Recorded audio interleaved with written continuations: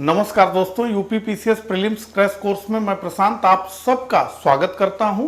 इस crash course का ये 98th और मॉडर्न हिस्ट्री का ये मेरा 12th लेक्चर है, जिसमें मैं आपसे डिस्कस करूंगा गांधी जी और उनके प्रारंभिक आंदोलनों के बारे में। तो गांधी जी और उनके प्रारंभिक आंदोलनों से बहुत सारे प्रश्न प्रीवियस ईयर में पूछे गए हैं।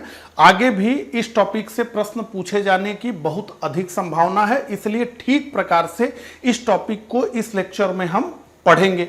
इस लेक्चर को प्रारंभ करूं उससे पहले मैं आप सभी को बताना चाहूंगा कि यूपी पीसीएस प्रीलिम्स का जो पूरा सिलेबस है, यानी ए से लेके जेड तक, वो पूरा सिलेबस हम लोग इस UP PCS prelims crash course में कंप्लीट कर रहे हैं 151 लेक्चर्स के माध्यम से। तो 151 लेक्चर्स के माध्यम से यूपी पीसीएस प्रीलिम्स के संपूर्ण सिलेबस को हम कवर कर रहे हैं।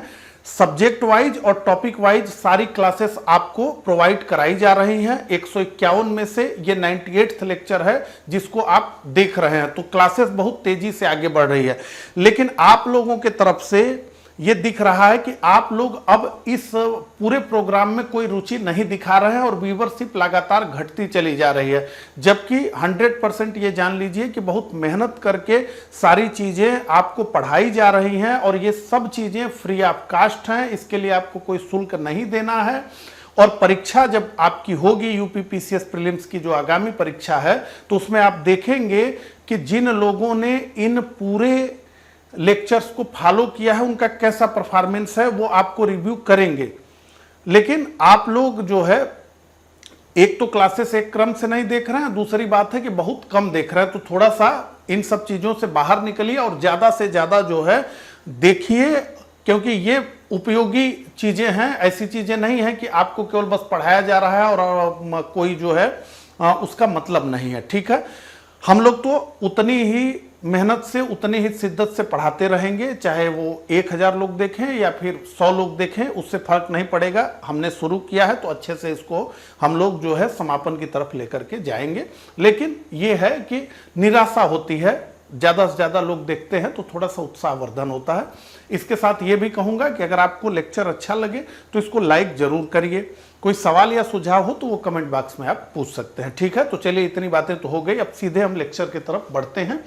ठीक है, तो महात्मा गांधी और उनके प्रारंभिक आंदोलन, तो महात्मा गांधी और उनके प्रारंभिक आंदोलनों को इस लेक्चर में हम कवर करेंगे, क्योंकि हम जानते हैं कि फिर तो असहयोग आंदोलन के बाद और भारत छोड़ो आंदोलन के बीच हम जानते हैं कि भारत में गांधी युग का ही प्रारंभ हुआ, जिसे हम कहते हैं कि गांधी युग था ये, यानी जो भारतीय राष्ट्रीय आंदोलन था उसके शीर्ष पुरुष महात्मा गांधी ही बन गए। तो फिर हम असहयोग आंदोलन में भी पढ़ेंगे इनको, सविनय अवज्ञा आंदोलन में भी पढ़ेंगे, भारत छोड़ो आंदोलन में भी पढ़ेंगे, और पूरा राष्ट्रीय आंदोलन का जो मूवमेंट होगा उसमें जो है हर जगह हमें गांधी जी दिखेंगे। लेकिन हम बात इस लेक्चर में करना चाहते हैं महात्मा गांधी के जन्म से लेकर के, और महात्मा गांधी ने जो प्रारंभ में 3 आंदोलन भारत में आते ही किए। 1915 में ये भारत आए, 1917 में इन्होंने चंपारण सत्याग्रह किया, 18 में अहमदाबाद मिल हड़ताल,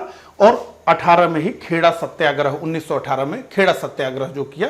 इसको इतने तक की बात हम इस लेक्चर में करेंगे। ठीक है, तो यहाँ पर आप देख रहे हैं एक सुंदर सा टाइम लाइन आपको दिख रहा है। इस टाइम लाइन में अधिक से अधिक जानकारी महात्मा गांधी से जुड़ी हुई दी गई है।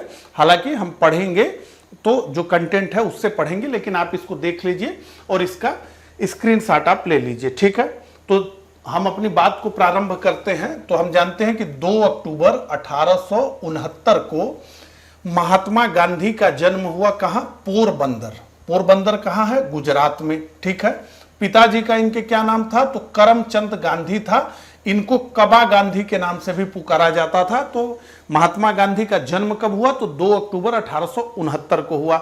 महात्मा गांधी के पिताजी का क्या नाम था? तो करमचंद गांधी था। इनको 60 में कबा गांधी भी कहा जाता था। महात्मा गांधी का जन्म कहां हुआ? तो पोरबंदर में हुआ। पोरबंदर कहां है? तो कहेंगे कि गुजरात में हुआ। तो ये 2 अक्टूबर 1869 में इनका जन्म हुआ।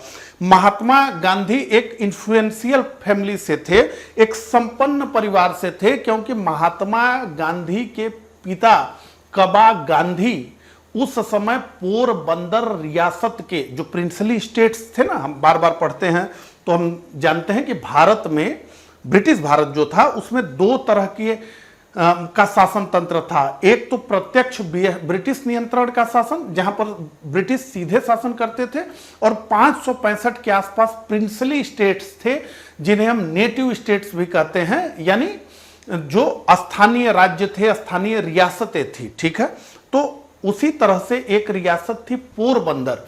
उसी पोरबंदर रियासत के दीवान के पद पे थे, एक प्रकार से आप समझ लीजिए कि प्राइम मिनिस्टर के पोस्ट पे थे पोरबंदर रियासत के। तो आपसे पूछा जाएगा कि महात्मा गांधी के पिता किन रियासतों के दीवान रहे, या इनमें से किन रियासत के दीवान रहे, तो महात्मा गांधी जी के पिता 3 रियासत के दीवान रहे। ये ध्यान रखिए, पोरबंदर के तो रहे ही, फिर राजकोट रियासत के भी रहे, और फिर वाकानेर रियासत के भी। तो ये 3 प्रिंसली स्टेट्स थे, एक पोरबंदर, दूसरा राजकोट, तीसरा वाकानेर। इन 3 रियासतों के दीवान थे। तो गांधी जी एक संपन्न परिवार में पैदा हुए।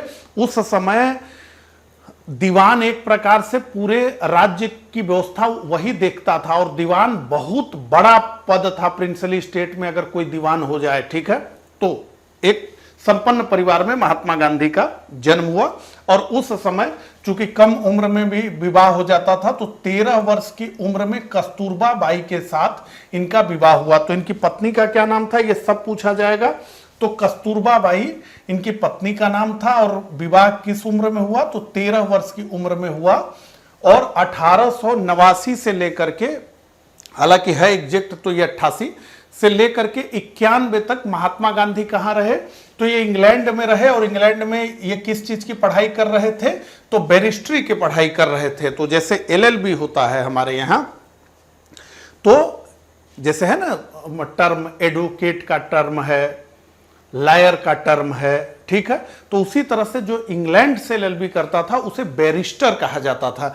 तो बैरिस्ट्री की पढ़ाई इंग्लैंड में किया इन्होंने। इससे पहले कहां पढ़े, यह भी पूछा गया है। तो देखिए, हाई स्कूल तक की शिक्षा महात्मा गांधी ने अल्फ्रेड हाई स्कूल में ली, वहीं अपने स्थान से ही। इसके अलावा सामल दास आर्ट कॉलेज से इन्होंने पढ़ाई की, और फाइनली ये जो बैरिस्ट्री की डिग्री थी ये इन्होंने यूनिवर्सिटी कॉलेज लंदन से की। तो यूनिवर्सिटी कॉलेज लंदन, तो ये 3 विद्यालय आपको याद रखने, अल्फ्रेड हाई स्कूल, श्यामल दास आर्ट कॉलेज, और तीसरा है यूनिवर्सिटी कॉलेज लंदन, जिससे इन्होंने बैरिस्ट्री की पढ़ाई की। ठीक है, अब जब बैरिस्ट्री की पढ़ाई करके महात्मा गांधी आए, तो उस समय तो यही समझा जाता था कि कोई बैरिस्टर बन गया है तो अब जो है लक्ष्मी जी ने घर का रास्ता देख लिया है, अब वो सीधे जो है लक्ष्मी जी का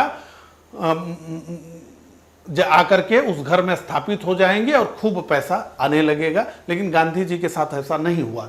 तो गांधी जी ने राजकोट में एक तो अपने ही जगह, फिर बंबई में कुछ वर्षों तक वकालत की, लेकिन गांधी जी की वकालत जम नहीं पाई। गांधी जी बोल नहीं पाते थे।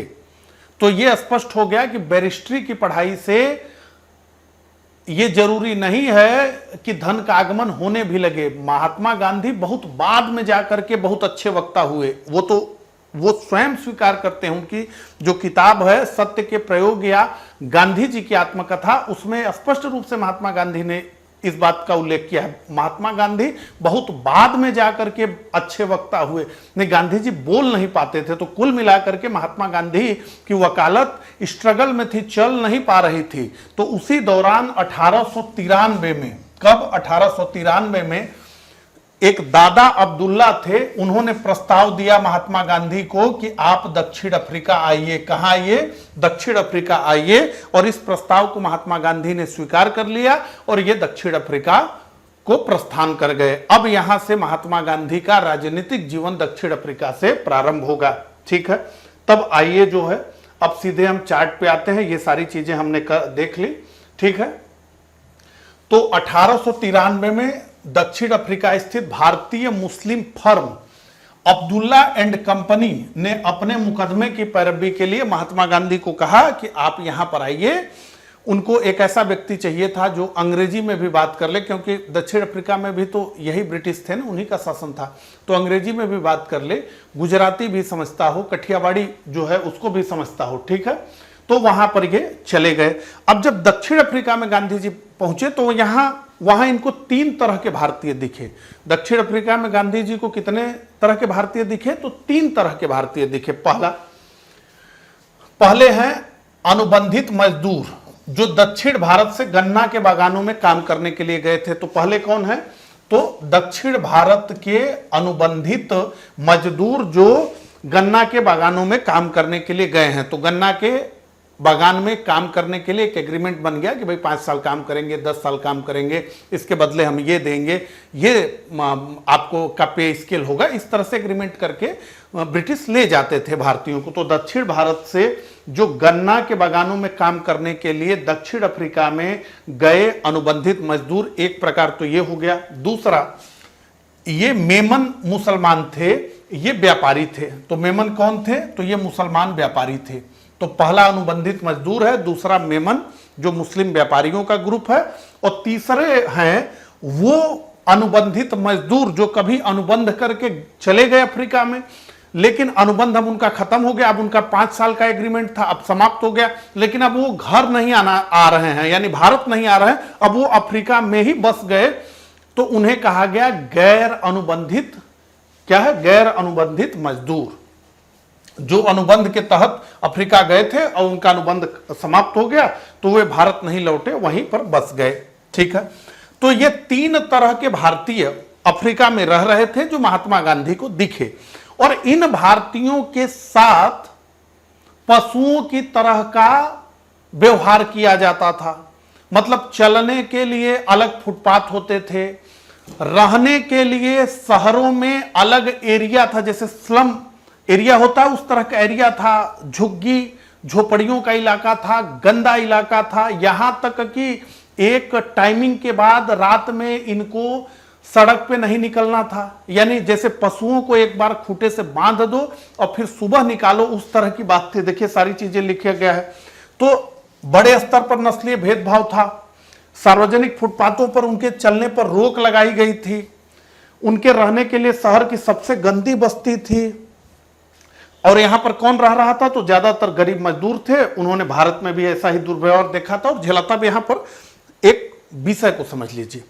देखिए, जो लोग भारत से गए थे वो भारत में भी गरीब थे और अफ्रीका में भी गरीब थे। तो भारत में ऐसा नहीं है कि वो बड़े बड़े मकानों में रहते थे, वो यहां भी ऐसे ही रहते थे, भारत में भी। तो वहां अफ्रीका में भी इसी तरह से रहते थे, कोई दिक्कत नहीं थी। हालांकि मेमन जो मुस्लिम व्यापारी वर्ग था उसकी स्थिति अलग थी, क्योंकि वो तो व्यापारी वर्ग था, लेकिन ज्यादातर लोग जो भारत से वहां गए थे वो गरीब थे और झुग्गी झोपड़ियों में रहते थे। तो यहां भी रहते थे, वहां भी रहते थे। तो उनको समझ ही नहीं आता था कि हमारा किस प्रकार से शोषण हो रहा है, वो तो पीढ़ी दर पीढ़ी चल रहा था। लेकिन गांधी जी इन दक्षिण अफ्रीका में रह रहे लोगों से अलग थे। पहला तो ये कि वो एक दीवान के पुत्र थे। पोरबंदर रियासत, राजकोट रियासत, वाकानेर रियासत के जो दीवान थे उनके पुत्र थे महात्मा गांधी। तो एक संपन्न परिवार में उनका जन्म हुआ। उन्होंने पढ़ाई भी ठीक प्रकार से अच्छे से की, और चूंकि प्रिंसली स्टेट में वो रहते थे, तो प्रिंसली स्टेट में तो ब्रिटिश पुलिस होती नहीं है, वहां तो उस प्रिंसली स्टेट की पुलिसिंग है, उस प्रिंसली स्टेट की सारी व्यवस्थाएं हैं। और जहां वो रह रहे हैं वहीं के दीवान हैं उनके पिताजी स्वयं, यानी प्रधानमंत्री हैं। तो अब आप समझिए कि उनको तो बाहरी दुनिया का कुछ पता ही नहीं चला कि किस तरीके से हो रहा है। इसके बाद छोटी सी ही उम्र में इंग्लैंड चले गए पढ़ने। इंग्लैंड जब गए तो इंग्लैंड का जो समाज था, इंग्लैंड में अंग्रेज ही रहते थे, लेकिन इंग्लैंड में इस तरह का भेदभाव नहीं था कि कोई भारतीय जाए तो उस तरह से नस्लीय भेदभाव हो जिस तरीके से भारत में होता था कि भारतीय और कुत्ते अलाउ नहीं है। ये सब हमने पढ़ा है ना। तो उस तरह की बात ब्रिटेन में नहीं थी। इसलिए देखेंगे कि भारत के बहुत बड़े बड़े नेता ब्रिटेन में जाकर के ब्रिटेन के रहने वाले लोगों को भारतीयों की जो व्यवस्था है, उनके साथ जो भेदभाव किया जा रहा है, उसको बताते थे और ब्रिटिश जनमत को जुटाने का काम करते थे भारतीयों के पक्ष में। दादा भाई नौरोजी को देखिए, दादा भाई नौरोजी तो वहां से उदारवादी दल के टिकट पर चुन भी लिए गए। वहां की संसद के लिए। तो वहां इस तरह नहीं था। अब वहां पे गांधी जी की पढ़ाई हुई 3 साल, तो वहां भी इन्होंने, गांधी जी ने इस तरह की चीजें नहीं देखी। लेकिन जब अफ्रीका में गांधी जी पहुंचे तब उनका सामना इस तरह की चीजों से हुआ कि गांधी जी गए। अब उनकी आदत वही, उन्होंने फर्स्ट क्लास डब्बे की टिकट खरीद लिया। उसमें स्पष्ट था कि अगर पैसा होगा भी, पैसा चुकाने की आपकी हैसियत होगी भी, तब भी फर्स्ट क्लास के डब्बे में कोई भी काला व्यक्ति नहीं बैठ सकता। तो फर्स्ट क्लास का डब्बा में बैठेगा कोई व्यक्ति, कौन व्यक्ति? तो वो गोरा व्यक्ति ही बैठेगा। अब महात्मा गांधी गए तो महात्मा गांधी ने टिकट खरीद लिया। तो यही आश्चर्य की बात थी, टिकट कोई पता नहीं, जिस भी तरीके से महात्मा गांधी को फर्स्ट क्लास डब्बे का टिकट मिल गया। अब महात्मा गांधी बैठ गए। महात्मा गांधी बैठ करके जा रहे हैं, तब तक एक अंग्रेज आ गया। उसने कहा कि तुम इस डब्बे में कैसे आ गए? तो महात्मा गांधी ने कहा कि भाई हमने टिकट खरीदा है और टिकट खरीद के हम बैठे हैं, बेटिकट थोड़े बैठे हैं यहाँ हमारे पास। तो उसको बड़ा आश्चर्य हुआ कि तुमको टिकट किसने बेच दिया। फिर उसने पूछा कि तुम कौन हो, क्या करते हो? तो इन्होंने कहा कि हम बैरिस्टर हैं। अब उस व्यक्ति को बड़ा आश्चर्य हुआ कि कोई काला व्यक्ति भी बैरिस्टर हो सकता है क्या? कोई काला व्यक्ति भी बैरिस्टर हो सकता है क्या? तो अंततः उसने कहा कि ऐसा है कि अब तुम ट्रेन से उतर जाओ। महात्मा गांधी ने कहा कि हमने टिकट खरीदा है और हम बैठ के जा रहे हैं, तो हम उतरें क्यों? इनको समझ ही नहीं आ रहा था कि मामला क्या है। और उसने जो है महात्मा गांधी को उठाकर ट्रेन से फेंक दिया। और आपसे प्रश्न यह पूछा जाएगा कि किस स्टेशन पर यह हुआ? तो पीटर मारिट्सबर्ग स्टेशन पर महात्मा गांधी को डब्बे से उठा करके फेंका गया। अब महात्मा गांधी के जीवन का यह टर्निंग पॉइंट था। अब यहां से महात्मा गांधी का जीवन पूरी तरीके से बदल गया।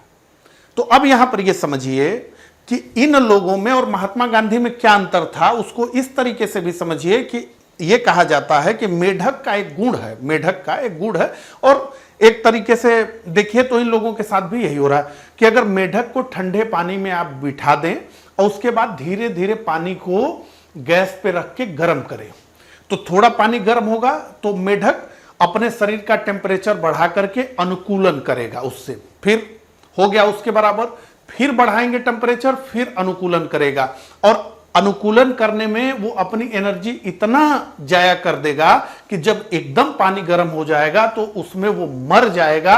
उसकी हिम्मत नहीं है कि उस बर्तन से छलांग लगा के वो बाहर आ जाए। तो ये धीरे धीरे की प्रक्रिया जो कि इन लोगों के साथ हो रही थी, चाहे मेमन मुसलमान हो, चाहे अनुबंधित मजदूर हो, चाहे गैर अनुबंधित मजदूर हो। लेकिन महात्मा गांधी के साथ ऐसा नहीं हुआ। अब इसी मेढक से समझिए, लेकिन उसी मेढक को जिसको ठंडे पानी को धीरे धीरे गर्म करके आपने मार डाला, उसी मेढक को एकदम खौलते हुए पानी में ले जाकर के डालिए, वो मेढक तुरंत छलांग लगाएगा और बाहर आ जाएगा। तो महात्मा गांधी की स्थिति वही थी। महात्मा गांधी ने कभी इन सब चीजों को न देखा था न सहा था। तो जैसे ही उनको ट्रेन से बाहर फेंका गया, वो एकदम उछल गए कि अरे ये क्या हो रहा है। अब इन लोगों को लगता था कि अरे भाई क्या दिक्कत है, फर्स्ट क्लास के डब्बे में नहीं चलने दे रहे, सेकंड में चलने देंगे ना, थर्ड में चलने देंगे ना, क्या जरूरत है फर्स्ट क्लास में बैठने की, कोई बात नहीं। तो इन लोगों ने सब चीजों को मान लिया था, लेकिन महात्मा गांधी ने नहीं माना। उन्होंने कहा कि अरे फर्स्ट क्लास के डिब्बे का टिकट खरीदने का पैसा हमारे पास है तो हम नहीं चलेंगे, ये कैसा नियम है। तो महात्मा गांधी ने प्रतिकार किया। ठीक है, इतनी बात समझ में आ गई। तो अब चलिए आगे बढ़ते हैं। हमने वही सारी बातें लिखी हैं कि गांधी जी का जन्म एक राजकीय और संपन्न परिवार में हुआ था। वयस्क अवस्था में आते ही पढ़ने के लिए इंग्लैंड चले गए, इसलिए भारत में अंग्रेजों द्वारा किए जा रहे भेदभाव से परिचित नहीं थे। लेकिन जब इनको स्वयं ट्रेन से फेंक दिया गया तो इन्हों को बड़ा गहरा धक्का लगा और ये घटना इनके जीवन में की एक महत्वपूर्ण मोड़ बन गई। तो अब जो है महात्मा गांधी ने भारतीयों को अपने राजनीतिक और सामाजिक अधिकारों के लिए संघर्ष करने के लिए प्रेरित करना प्रारंभ किया अफ्रीका के भारतीयों के। ठीक है, तो 1894 में गांधी जी ने नटाल में भारतीय कांग्रेस की स्थापना की। तो भारतीय कांग्रेस की स्थापना 1894 में महात्मा गांधी ने कहा की, तो आप कहेंगे नटाल में की। इसके अलावा 1904 में डरबन में फिनिक्स फार्म की स्थापना की।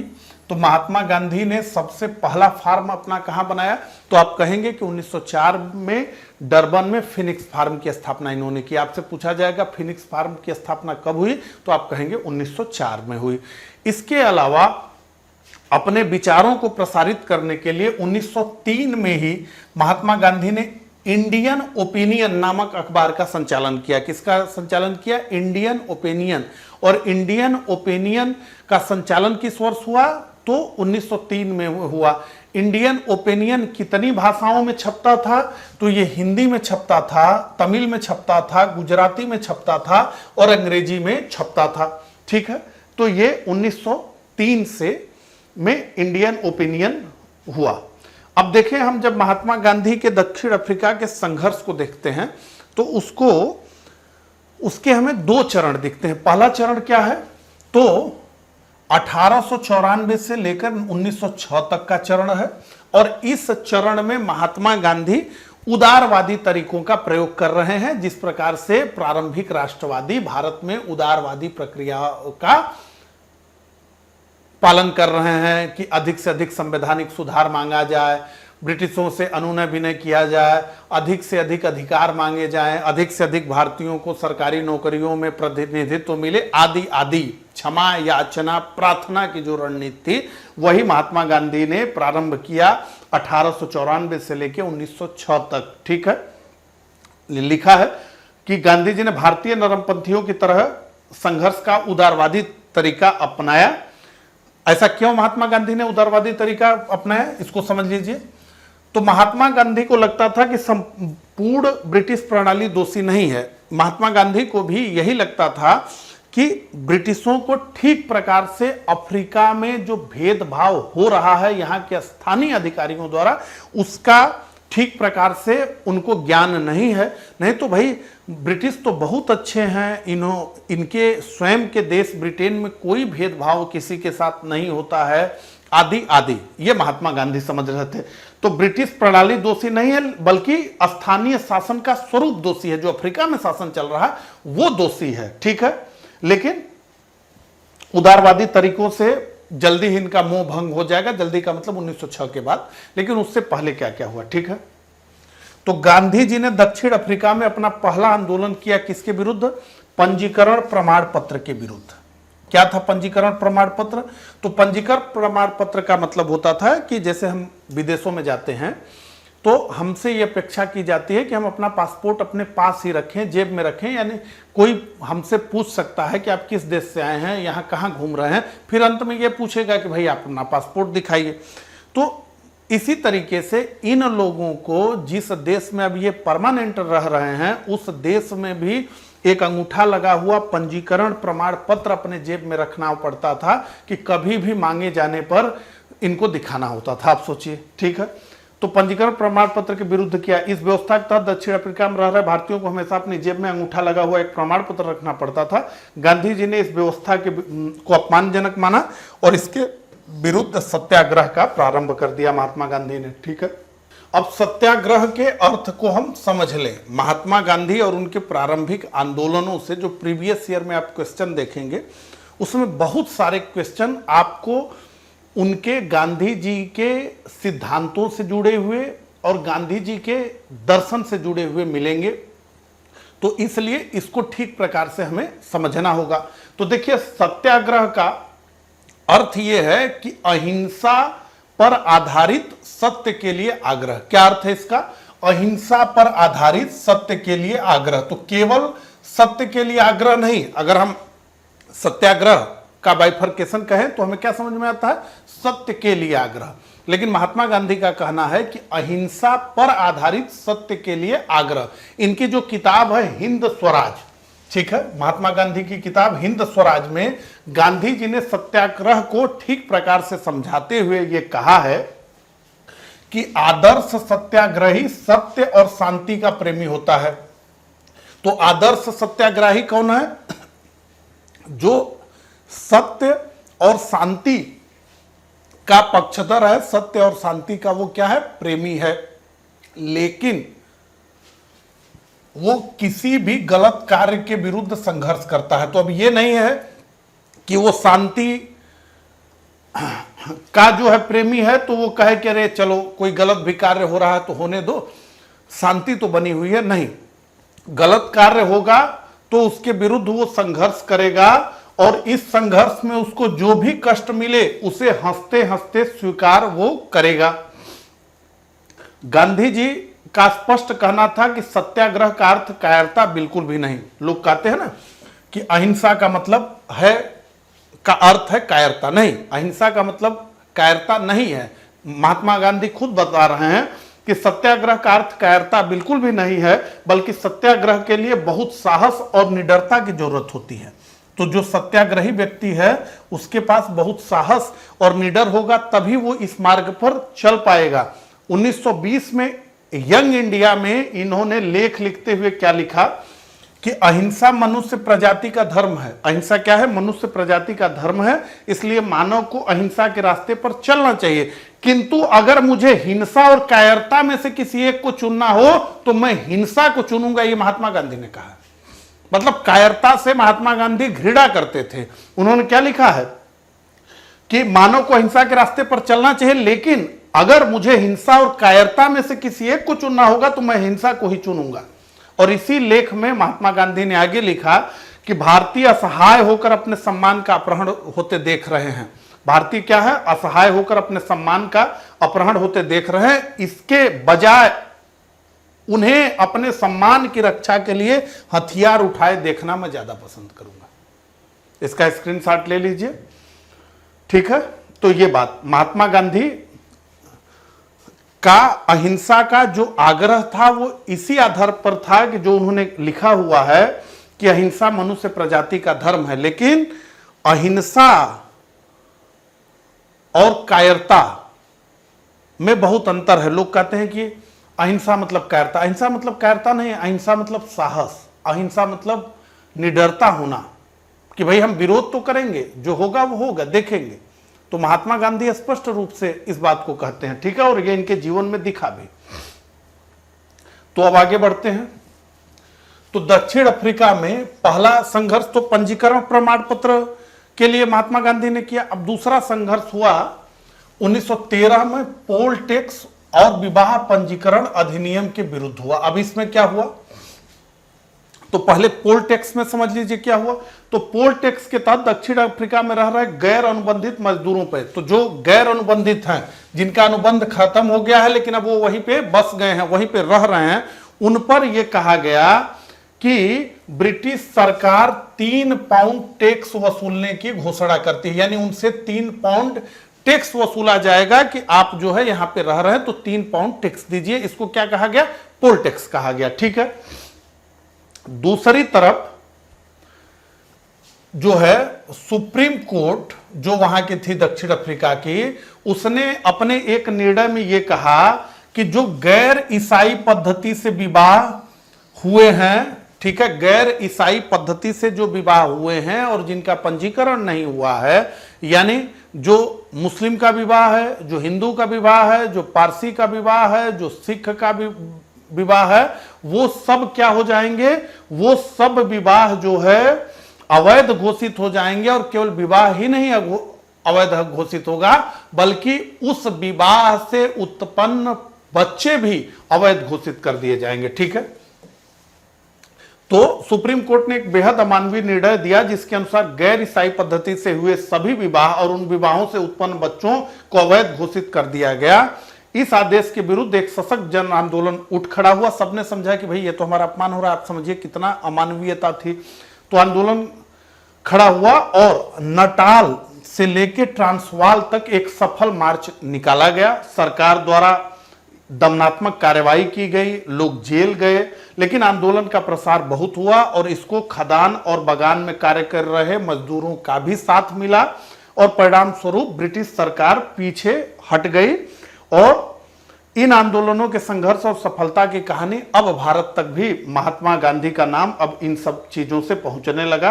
तो अब महात्मा गांधी भारत में आएंगे, लेकिन उससे पहले हम ये समझेंगे कि गांधी जी ने अफ्रीका से क्या सीखा। अफ्रीका में जो इन्होंने संघर्ष किया, लगभग 21 साल तक महात्मा गांधी अफ्रीका में रहे।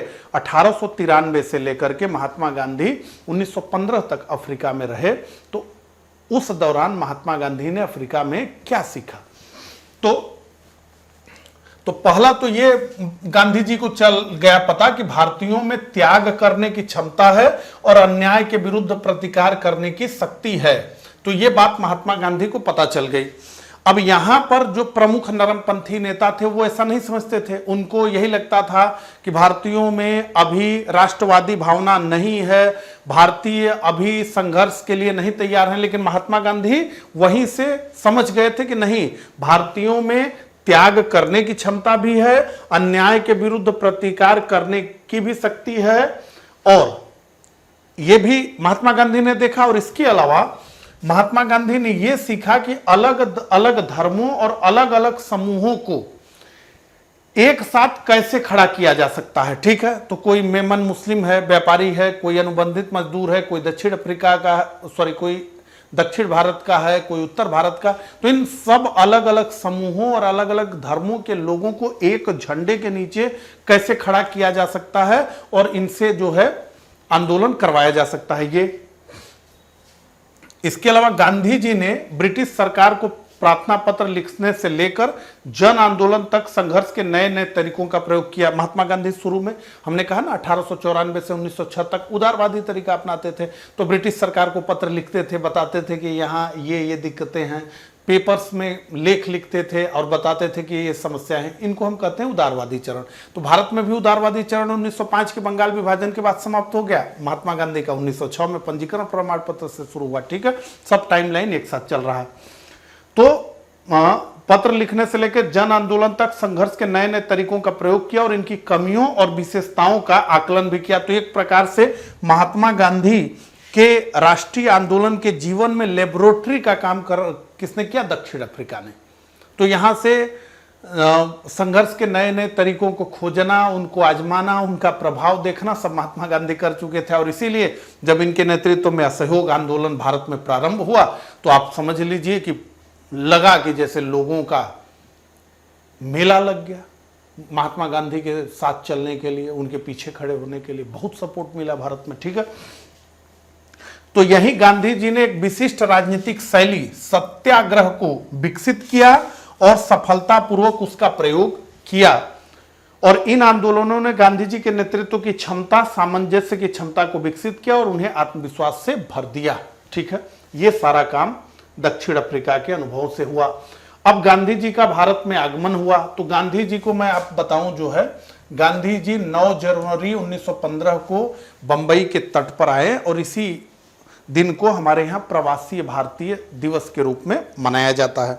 तो महात्मा गांधी भारत आ गए, कहते हैं उसमें गोपाल कृष्ण गोखले, जिसको महात्मा गांधी ने अपना राजनीतिक गुरु माना, तो प्रमुख नरमपंथी नेता गोपाल कृष्ण गोखले को राजनीतिक गुरु मानते थे महात्मा गांधी। तो उन्हीं के बुलावे पे महात्मा गांधी भारत आए।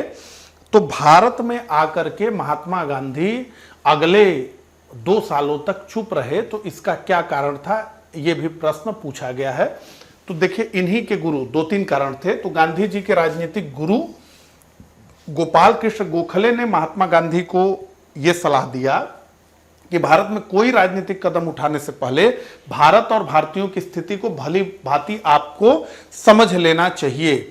यानी आपको एक पर्यवेक्षक के रूप में और एक विद्यार्थी के रूप में भारत और भारतीयों की स्थिति को ठीक प्रकार से समझना चाहिए और इस दौरान अपना कान खुला रखना चाहिए। तो आप श्रोता तो रहें लेकिन वक्ता नहीं रहे, मुंह को बंद रखिए। क्या लिखा है यहां? अपने कान को खुला रखकर अपने मुंह को बंद रखिए, यानी सुनिए सबकी, अपने मुंह से कहिए कुछ मत। कान खुला रखिए, मुंह बंद रखिए, ये करिए। इसके अलावा महात्मा गांधी जब आए भारत, तो उस समय भारत में होम रूल लीग आंदोलन प्रारंभ हुए। तो होम रूल आंदोलनों से महात्मा गांधी का मोह भंग हो चुका था, क्योंकि इनको लग रहा था कि होम रूल लीग आंदोलनों से महात्मा गांधी का मोह भंग नहीं हुआ था, उदारवादी जो आंदोलन के तरीके थे उनसे महात्मा गांधी का मोह भंग हो गया। तो उनको जो होम रूल लीग आंदोलन थे उसी तरह से लग रहे थे कि यह भी उदारवादी आंदोलन है। इसके अलावा गांधी जी का अपना मत यह था कि जब अंग्रेज विश्व युद्ध में उलझे हुए हैं, विश्व युद्ध चल रहा था इस समय, तो जब अंग्रेज विश्व युद्ध में उलझे हुए हैं तब हमें उनके विरुद्ध कोई आंदोलन नहीं छेड़ना चाहिए। तो शत्रु जब संकट में है तो हमको उसको परेशान नहीं करना चाहिए। ये महात्मा गांधी की फिलॉसफी। भारत के नेता ये कह रहे थे होम रूल लिख के कि ब्रिटिशों की परेशानी ही हमारा मौका है। क्या है? ब्रिटिशों की परेशानी हमारा मौका है। तो जब दुश्मन युद्ध में फंसा हुआ है तो ये तो हमारे लिए अच्छा है ना। ठीक है, तो ये विषय हो गया। अब हम बात करेंगे चंपारण सत्याग्रह की। तो चंपारण सत्याग्रह भारत में महात्मा गांधी का पहला सत्याग्रह था। तो 1915 में महात्मा गांधी भारत आए और 1917 में उन्होंने अपना प्रथम सत्याग्रह किया।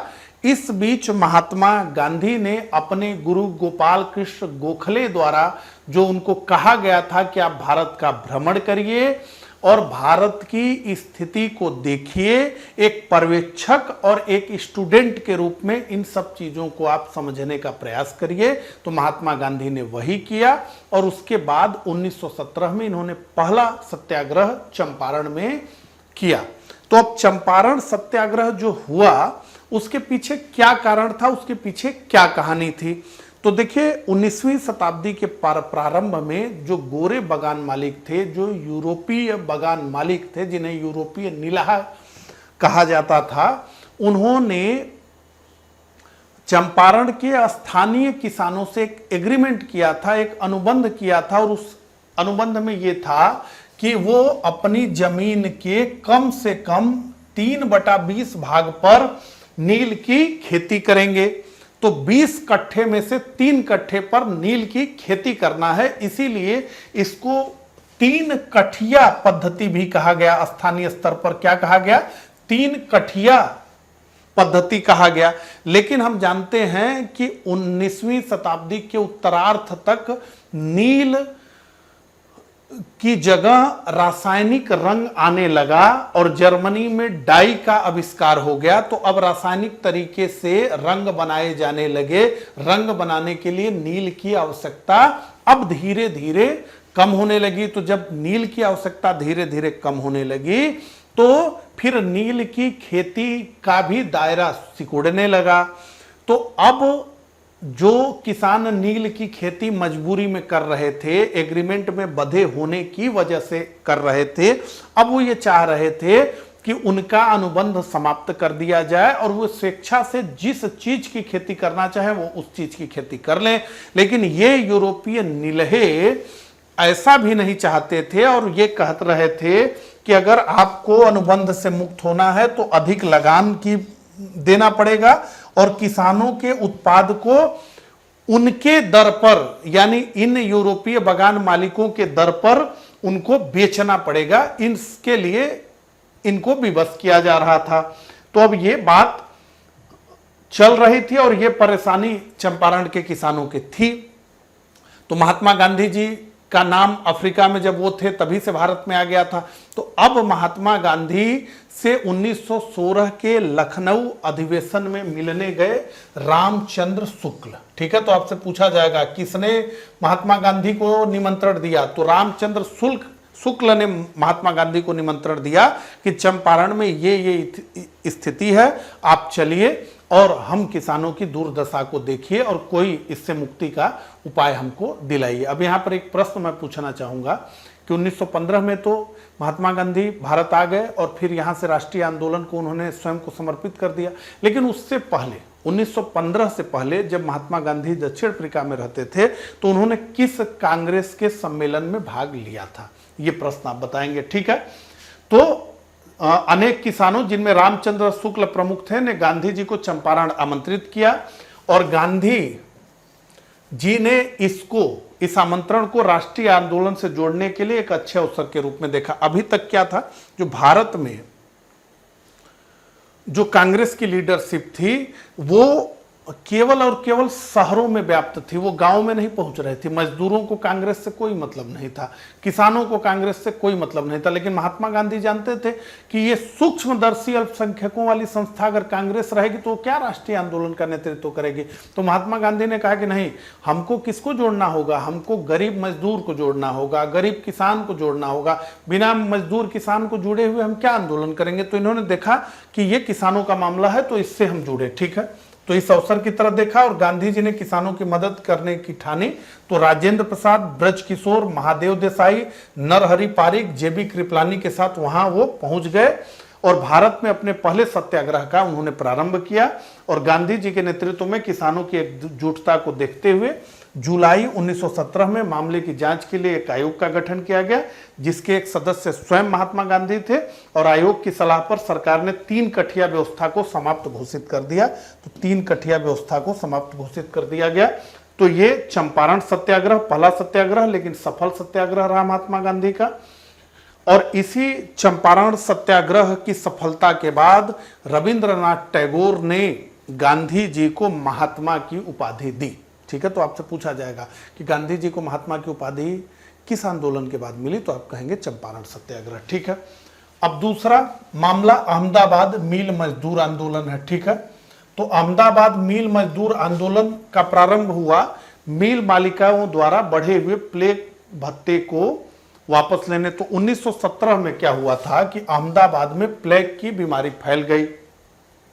तो इस बीमारी के बाद कर्मचारियों को प्लेग बोनस दिया गया। तो 1917 में अहमदाबाद में प्लेग फैलने की वजह से मिल में काम करने वाले मजदूरों को 50% बोनस दिया गया, यानी उनको सैलरी जो दी जाती थी उसका 50% उनको बोनस के रूप में दिया गया कि भाई प्लेग फैल गया है इस कारण से।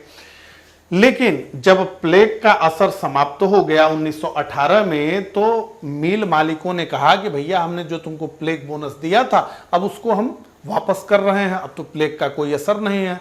लेकिन अब उन मिल के मजदूरों ने जिनको 50% बोनस की आदत लग गई थी, उन्होंने कहा कि नहीं नहीं, महंगाई इतनी बढ़ी गई है, विश्व युद्ध हो रहा है, रोज महंगाई बढ़ रही है, तो भैया इतना प्लेग बोनस से तो हमको तो चाहिए ही, हमको तो इसको परमानेंट आप कर दीजिए। तो वो विरोध करने लगे, मजदूरों ने विरोध किया। तब गांधी जी ने मामले में अपना हाथ डाला और उन्होंने मजदूरों को क्या कहा कि शांतिपूर्वक अहिंसात्मक हड़ताल पर जाने के लिए कहा। और यह कहा कि 35%। एक चीज आपसे पूछा जाएगा कि गांधीवादी तरीकों में सबसे अंत में क्या है, तो हड़ताल ही सबसे अंत में है, ठीक है। लेकिन गांधी जी ने यह कहा कि आप लोग शांतिपूर्वक रहिए और अहिंसा का सहारा लीजिए और हड़ताल पर चले जाइए और 50% मत मांगिए, 35% मांगिए, ठीक है। और स्वयं मजदूरों के समर्थन में भूख हड़ताल पर बैठ गए। आपसे पूछा जाएगा महात्मा गांधी भारत में सबसे पहले भूख हड़ताल पर कहां बैठे, तो आप कहेंगे अहमदाबाद मिल मजदूर आंदोलन।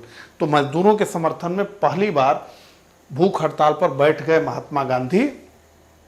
तो महात्मा गांधी जब हड़ताल का हिस्सा हो गए तो मजदूरों में बहुत उत्साह हुआ और अंत में एक ट्रिब्यूनल बनाई गई और उस ट्रिब्यूनल ने यह 35% बोनस देने का निर्णय लिया।